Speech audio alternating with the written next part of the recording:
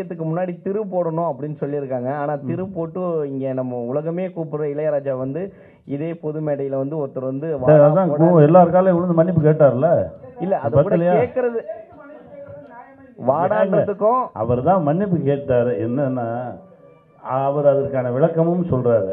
ஏன்னா அவர் ஒரு மாதிரியான ஒரு எமோஷனலான ஒரு எக்ஸென்ட்ரிக்கான கேட்டு என்னையவே பார்த்தாலே ஒரு கெட்ட வார்த்தை சொல்லி அதுக்கப்புறம் வாடா சொல்லி அதுக்கப்புறம் சொல்லி என் முதுகில் 2 அடி அடிப்பான். அவன் வேற ஒரு எக்ஸ்ட்ரீம்.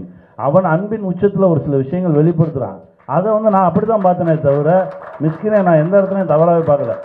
பேசிட்டு வெளியே வரும்போது வெற்றிமாறன் சாரை இரவு மீட் பண்ணுறேன். வெற்றிமாறன் சார் வந்துட்டு வெற்றிமாறன் சார் உட்காந்து ஃபோனில் அவர்கிட்ட பேசினா என்ன பேசினான்னு எனக்கு தான் தெரியும். அப்படியே கால் போட்டு அமீர் சார் என்ன பேசினான்னு எனக்கு தான் தெரியும்.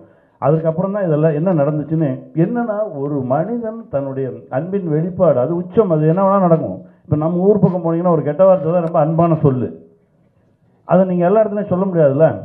ஆனால் நாங்கள் 4 பேர் பேசும்போது சொல்லிக்குவோம். 4 பேர் பேசும்போது அது அவன் இன்னும் கொஞ்சம் மேலே இருக்கான். அவன் அன்பு இன்னும் கொஞ்சம் அதிகமாக இருக்குன்னு நினச்சிங்க. அவன் அன்பு இன்னும் கொஞ்சம் அதிகமாக பத்திரிகையாளர்கள் பொம்பளை பசங்க சரிங்க. ஏன் நம்ம யாருக்குமே தெரியாதா அந்த மாதிரி வார்த்தையை நம்ம பயன்படுத்த மாட்டோமா? அவன் கொஞ்சம் எக்ஸென்ட்ரிக்காக பேசினான்னு வச்சுங்க. எல்லாரும் தப்புன்னு சொன்னதுக்கு அவர் மன்னிப்பு கேட்டார். இதுக்கு மேலே என்ன செய்யணும்? உங்கள் 2 கரம் கூப்பி உங்கள் காலில் விழுந்து. ஏன்னா அவரை பற்றி புரிந்தவர்களுக்கு தெரியும் அவர் யாருன்னு. புரியாதவர்களுக்கு தான் அந்த மன்னிப்பு. சரியா வச்சுக்கோங்க அந்த மன்னிப்பை. எங்கள் அண்ணனுக்காக நானும் கூட உங்கள் காலை தொட்டு கூட மன்னிப்பு கேட்டுக்கிறேன். ஓகேவா? மன்னிச்சிருங்க, விட்டுருங்க.